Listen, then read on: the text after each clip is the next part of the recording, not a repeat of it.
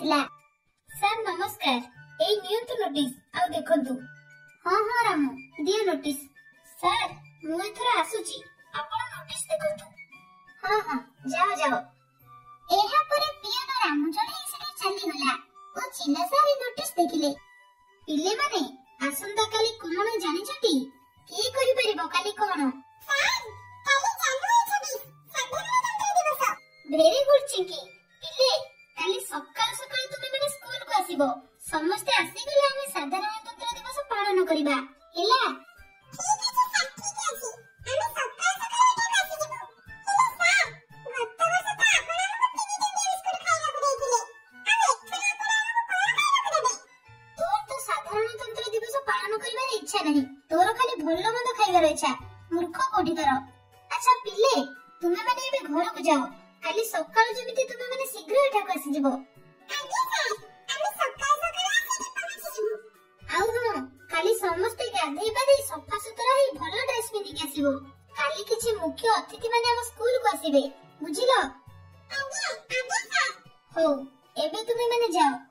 सारंकटू एमिति कथा सुनी सब पिला मन खुशी रे घर को फेरिले। मुन्ना घर को फेरुथाए बाटले तार संग टुना सह तो देखाइला। अरे मुन्ना तू कोन आज भारी खुशी आ पड़छु? कोन आछि तोर? मु त खुशी दिला कइला पड़छि। नहीं तो अरे मु पर तो संग आ मु जानि परिबेनी तू मन केबे खुशी आ केबे दुख थाए। सत्य कथा कह तू मन काहे के एते खुशी? काहे कोन तुम स्कूल छुट्टी की? हां तू ठीक कहछु। हेले काहे हम स्कूल रे साधारणतंत्र दिवस पालन करै जिवो। सेठी पे काली स्कूल रे जल्दी छुट्टी जिवो बुझिलो? आ सेठी पे मते खुशी अछि। मु तो सेही कथा कहउथिली। तू बिना मने मन ना कलु। हो छाड़ से कथा। चलो टिके सेपड़ जंगल बुली आसीबा। हां हां चलो चल जिबा आ बुली आसीबा। मु सेपड़ जंगल मते कोई गछ देखिछि। सेठी मीठा मीठा कोई मजे पइछि। हां हां चल चल। एहा परे से माने आर पाखो जंगल को चलिले। ओ किछि समय पर सेठी पहुंची से कोई खाइले। अरे वाह ए कोई तो बहुत स्वादिष्ट लागुछि। ना चल एथु किछि कोई घर को नै जिबा। हां हां चल एथु किछि कोई घर को नै जिबा।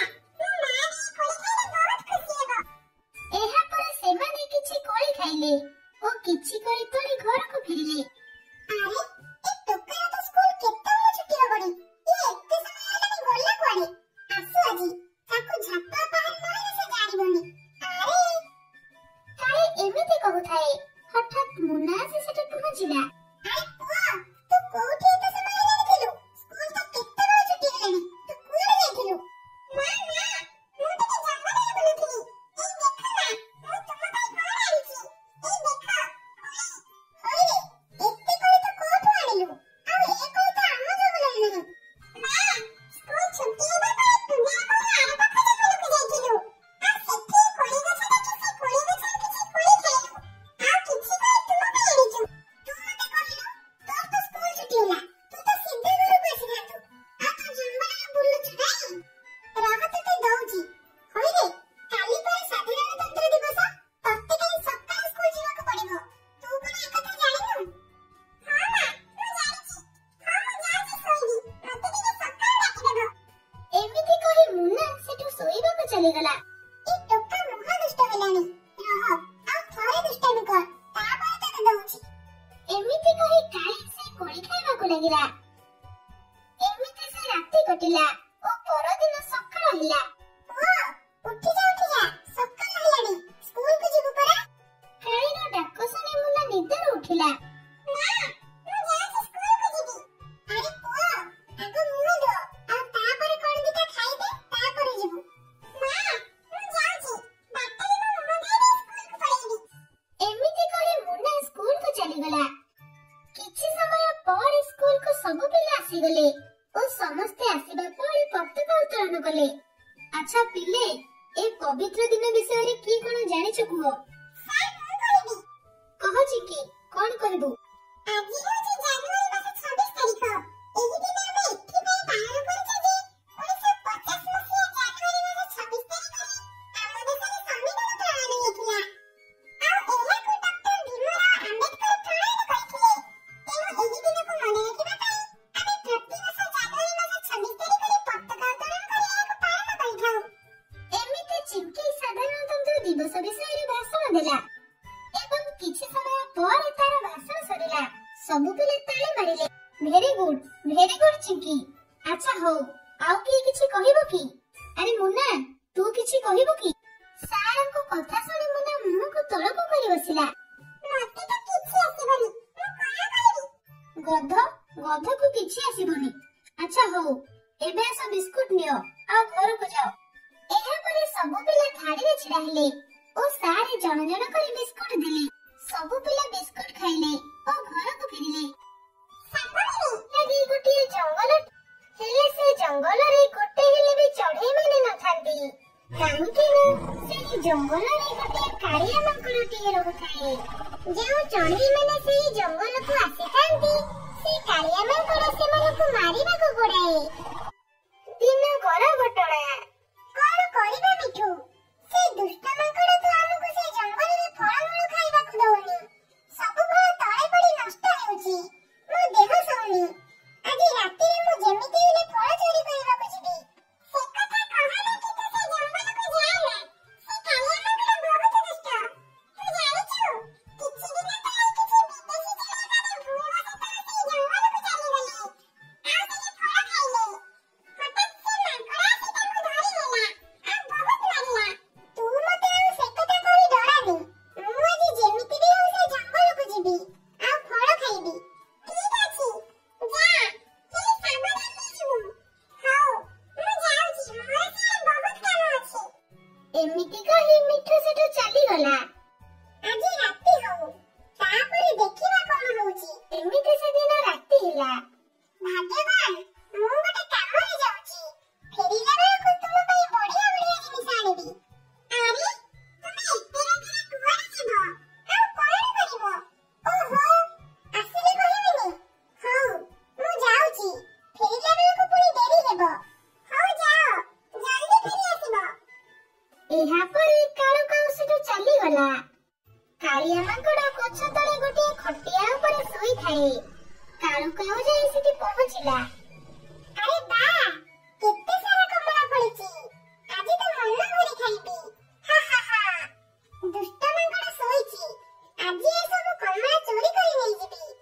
ଏମିତି କହି ସେ ଫଳ ଖାଇବାକୁ ଲାଗିଲା। ଆରେ ବାଃ, ଏ କମଳା ତ ବହୁତ ସ୍ୱାଦିଷ୍ଟ ଲାଗୁଛି। ଯାଉଛି, ଏଥର କିଛି କମଳା ତୋଳି ନେବି। କାଳିଆ କମଳା ଦେଖିଲେ ବହୁତ ଖୁସି ହେଇଯିବ। ଏମିତି କହି କାଳୁ କମଳା ତୋଳିବାକୁ ଲାଗିଲା। କାଳୁ କମଳା ତୋଳୁ ତୋଳୁ ହଠାତ୍ ଗୋଟିଏ କମଳା ଖସି ପଡିଲା ଓ କାଳୁ ମାଙ୍କଡ ଉପରେ ପଡିଲା। ମାଙ୍କଡର ନିଦ ଭାଙ୍ଗିଗଲା। ଆରେ ବାପାରେ, ମାଙ୍କଡ ତ ଉଠିଗଲା। ଯାଉଛି ଏବେ ଗଛରେ ଲୁଚିଯିବି। ଓ, ଏ କମଳାଟାକୁ ଏତିକି ବେଳେ ଗଳିବାର ଥିଲା। ଭଲ ହେଇଛି ମୋ ପେଟରେ ପଡିଲା। ଯଦି ମୋ ନାକରେ ପଡିଥାନ୍ତା ତାହେଲେ ତ ମୋ ନାକ ଫାଟି ଯାଇଥାନ୍ତା। ହଉ, ଏବେ ତ ଅର୍ଦ୍ଧରାତ୍ରି ହେଇଛି, ଯାଉଛି ଶୋଇ ପଡିବି। ଏହାପରେ ମାଙ୍କଡଟି ଶୋଇ ପଡିଲା ଓ କାଳୁ ପୂର୍ବ ପରି କମଳା ତୋଳିବାକୁ ଲାଗିଲା। ହଠାତ୍ ପୂର୍ବ ପରି ଆଉ ଗୋଟିଏ କମଳା ଗଳି ପଡିଲା। ହେଲେ କାଳୁକୁ ଏକଥା ଜଣା ନଥିଲା। କମଳାଟି ଆସି ମାଙ୍କଡର ମୁହଁ ଉପରେ ପଡିଲା। ଓ, ମରିଗଲି। ଏ କମଳାଟା ଆସି ମୋ ମୁହଁରେ ପଡିଲା। ବାପାରେ, ଭାରି ଜୋରରେ କାଟିଲା। ଏଠି ଆଉ ଶୋଇ ହବନି। ଯାଉଛି, ଗଛ ପାଖରୁ ଆଉ ଟିକେ ଦୂରରେ ଶୋଇବି। ଏମିତି କହି ମାଙ୍କଡଟି ଗଛ ପାଖରୁ ଯେମିତି ଟିକେ ଦୂରକୁ ଯାଇଛି, ହଠାତ୍ ତାର ନଜର କାଳୁ କାଉ ଉପରେ ପଡିଲା। ଓ, ଏ ଦୁଷ୍ଟ କାଉ ତାହେଲେ କମଳା ଚୋରି କରୁଛି। ନାଇଁ, ଦଉଛି ତତେ ରହ।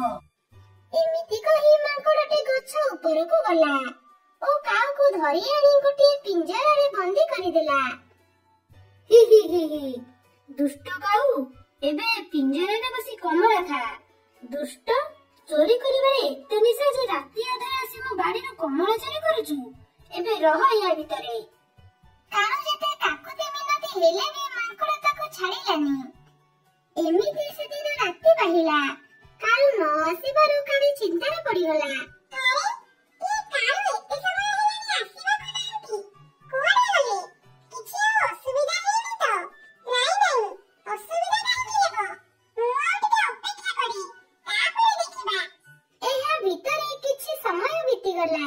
ହେଲେ କାଳୁ ଆସିଲାନି। ନା, କିଛି ତ ଅସୁବିଧା ହେଇଛି। ଯାଉଛି, ତାଙ୍କ ସାଙ୍ଗ ପାଖକୁ ଯିବି। ସେ କାଳେ ଯାଇଥିବେ। ଏମିତି କହି କାଳି ମିଠୁ ପାଖକୁ ଗଲା। ଆରେ କାଳି ଭାଉଜ, ଏ ଦୁଇପହରରେ କୁଆଡ଼େ ଆସିଛ? କଣ କିଛି କାମ ଥିଲା କି? ତୁମ ସାଙ୍ଗ କାଲି ରାତିରେ କୁଆଡ଼େ ଯାଇଛନ୍ତି ଯେ ଏତେ ସମୟ ହେଲାଣି ଆସିବାକୁ ନାହାନ୍ତି? ତୁମେ କଣ ଜାଣିଛ ସେ କୁଆଡ଼େ ଯାଇଛନ୍ତି?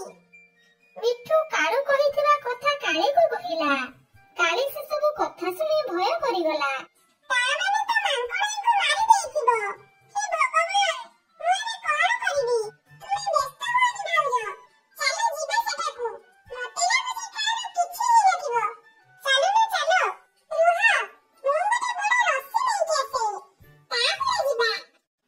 ଏହାପରେ ମିଠୁ ଗୋଟିଏ ରସି ନେଇ ସେଠାକୁ ଉଡ଼ି ଚାଲିଲେ ଓ କିଛି ସମୟ ପରେ ସେଠି ପହଞ୍ଚିଲେ ଓ ଦେଖିଲେ ମାଙ୍କଡ଼ଟି କାଳୁକୁ ଗୋଟିଏ ପିଞ୍ଜରାରେ ବନ୍ଦୀ କରି ଗଛ ମୂଳେ ଶୋଇଛି। ଭାଉଜ, ଦେଖ, ସେଠି ସେ ମାଙ୍କଡ଼ ଶୋଇଛି। ଆଉ ତା ପିଞ୍ଜରା ଭିତରେ ଅଛି। ଏବେ ଆମେ କଣ କରିବା? ଭାଉଜ, ସେ ଦୁଷ୍ଟକୁ ଏ ରସିରେ ବାନ୍ଧିଦେବା ଚାଲ। ସେ ଏବେ ଶୋଇଛି, କିଛି ଜାଣିପାରିବନି। ଚାଲ ଚାଲ, ଜଲ୍ଦି କର। ଏହାପରେ ସେମାନେ ସେଠାକୁ ଗଲେ ଓ ମାଙ୍କଡ଼କୁ ଖଟିଆ ସହ ବାନ୍ଧିଦେଲେ ଏବଂ କାଳୁକୁ ପିଞ୍ଜରାରୁ ମୁକ୍ତି କରି ସେଠୁ ଚାଲି ଆସିଲେ। ଆରେ ମୋତେ ଖୋଲିକି ଯାଅ ଦୁଷ୍ଟ ଚଢ଼େଇମାନେ।